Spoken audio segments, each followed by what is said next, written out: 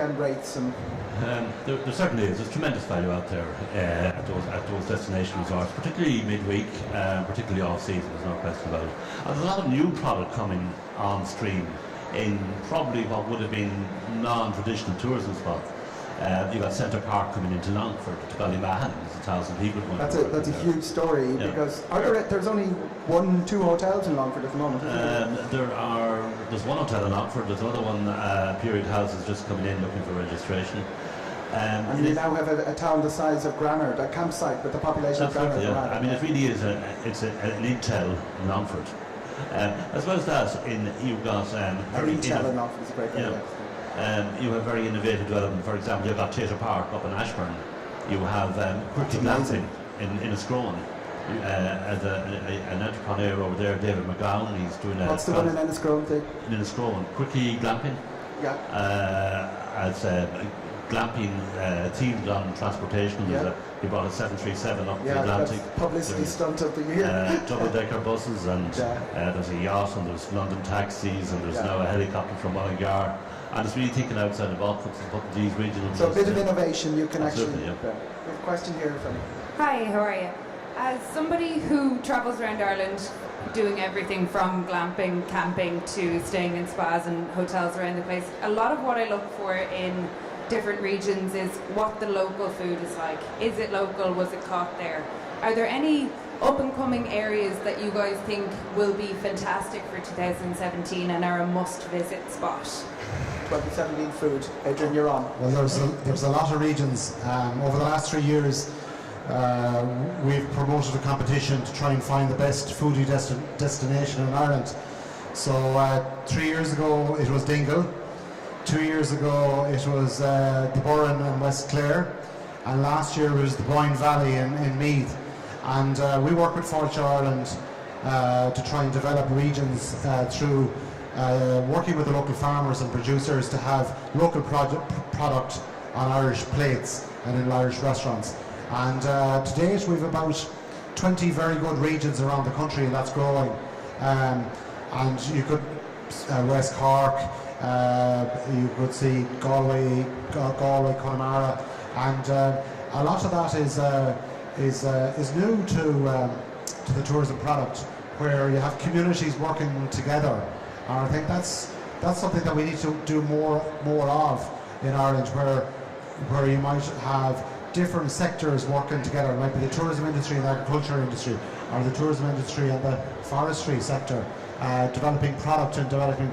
But it's really, really hard, Adrian, to get a heifer from the field onto the plate in the local restaurant. Doreen Allen told me many years ago that it's really hard to actually get something, to buy something locally and get it in, because everything gets centralised, brought to County Tipperary and delivered back in vans the following day.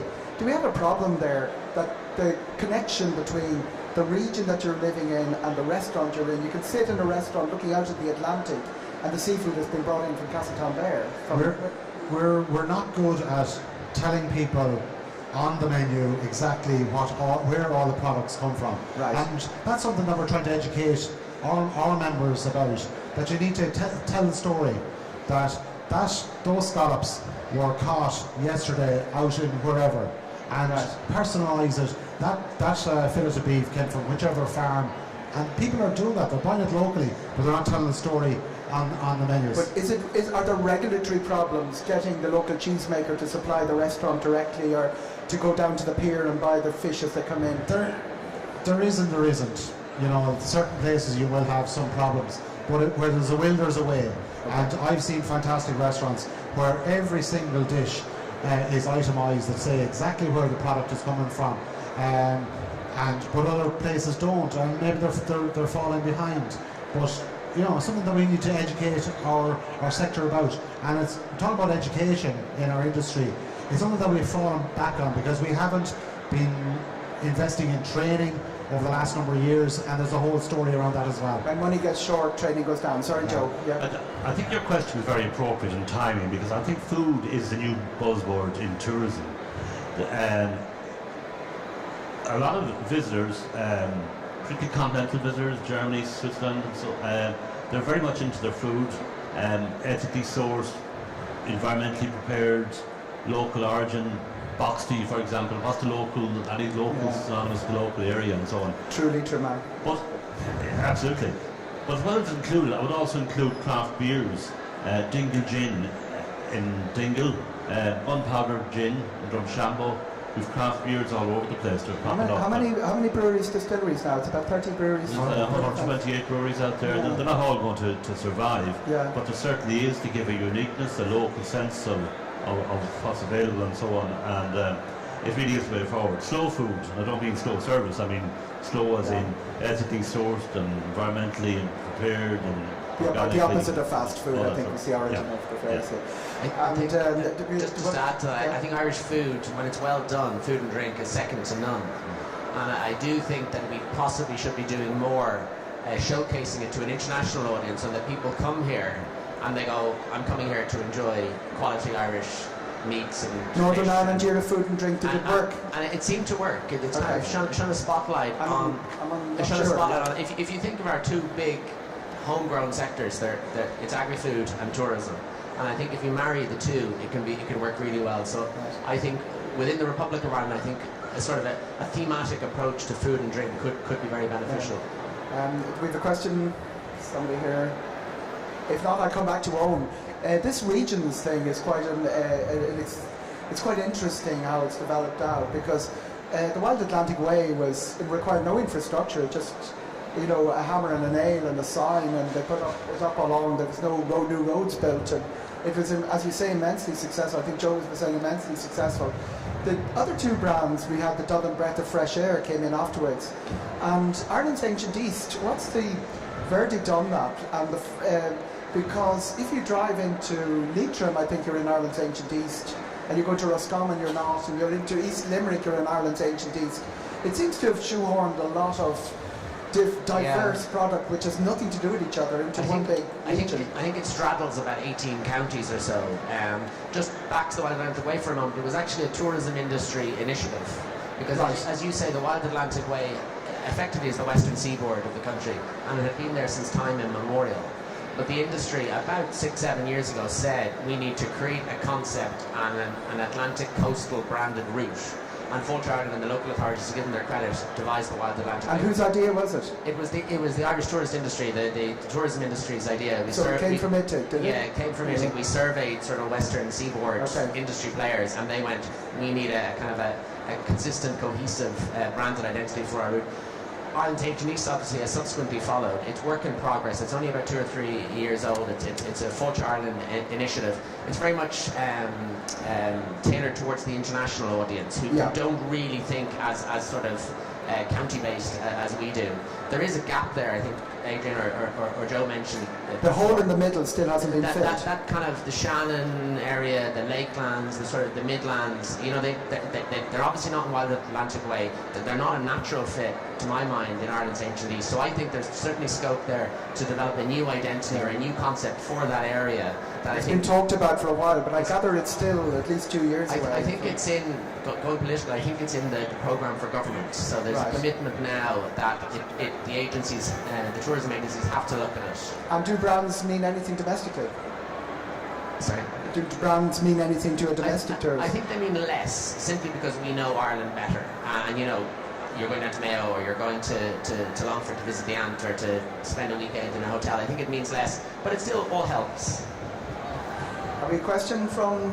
Yes, we have. We have somebody down here. Oh, we have two. Yeah, we have somebody in the back. Okay, in terms of the brand donut, if you like, the missing link, all tourism marketing is destination based, and without a real destination, we're really at a loss. And whilst we're also talking about shoehorning in various places into Ireland's Ancient East, it doesn't answer the question of what are we going to do and what we need to do and how are we going to achieve it. He said the brands are destination based, and Ireland's Ancient East hasn't really solved the problem. What do we need to do to cover that area that's covered already by that brand? What do we really need to do to get a bit of excitement about it? Well, I think, what Joe and I come from towns on the River Shannon. And I think it's... We have Portumna and Carrick-on-Shannon Yeah. here, the two capitals of the Shannon in terms of boat rentals. So in my view, having worked in tourism all my life and having looked at highs and lows in the tourism industry, I think that there is a brand that should be developed around water, and we have one of the best waterways network and system in Europe, and there is a market out there for predominantly mainland Europeans that would like to come to Ireland to use the waterway network as a holiday base, and it's about engagement and bringing communities together, that they work together on a cross-county or cross-area basis, and developing a brand around that. But in my own personal opinion, there isn't a willingness by the agencies to do this, that they don't want to do it. But there's, from a ground up, there is a lot of communities out there, and they feel they're being left behind.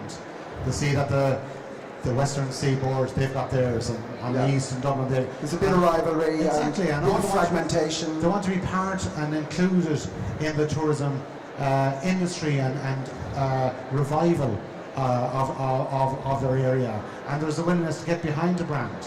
Okay. So we need the agencies to say, listen, we will have this done and ready by 2018. We've 1 year to do it. And it's 2018, 1 year to do it. Set a target, get it done. Get it done. Make it happen. And it's as simple as the Shannon, isn't it? It's as simple I as mean, Ireland's ancient East is very complicated, but if you say just that magic word Shannon, everybody... It's actually the waterways, the navigatable route from Enniskillen right down to Killaloe and so on, is the longest navigatable waterway, I understand, in the UK and Ireland. So it's pretty... Just in Ireland, UK and Ireland. And the UK, it's pretty unique. And I think Adrian's right, and the danger of not doing something like that is you will have local brands popping up and it'll become terribly fragmented. Whereas if we can cluster things around three at the moment and add one more strong, consistent, cohesive branded identity, I think it'll help the region as a whole. We have a question here from the second row here. Hiya. I'm just wondering, do you see a risk in the 5 counties you mentioned that have the 80% of the visitors actually losing their appeal, or some of their appeal? Because what Ireland is about, for me at least, is like the tradition, you know, that it's very, very like not commercialized basically. Like, do you see a risk in by not getting tourists anywhere else or not to other places? Do you see a risk of those places being overrun and losing their appeal? Okay, and it's a very interesting point. A lot of people come to the least visited parts of Ireland because there are no tourists. It's, you know, you get, your point is that it would lose its appeal if we flooded every county of Ireland with tourism, that sort of, let's face it, that's how we market ourselves internationally. It's a different pace of life. People take care to have conversations with you. Should we be careful what we do with our regions, that we don't flush them with stag parties from Eastbourne? And maybe I can take that one, Adrian, because I come from that part of the world. I come from Leitrim. It's the only county in Ireland with no McDonald's. The highest building is 3 stories. No McDonald's. The highest building is what? The highest building is? The highest building is 3 stories. That includes the basement. And only recently we've just got traffic lights. There's a balance, okay? It's heaven. There's a balance between mass tourism, right? But the reality is, up there, tourism is actually, relatively speaking, more important. It's because it's the only show in town relative to manufacturing or retail or service. But believe me, there's a lot of places we're a long way. There's plenty of capacity for slow green tourism up there. That the community, there's economic development, there's job creation, and there's plenty of opportunity to visitors to come and have a very good green experience and hopefully come back again. So you're a long way to go before you lose the appeal. Very much so. That's great. I think just More question? I don't see any hands at all.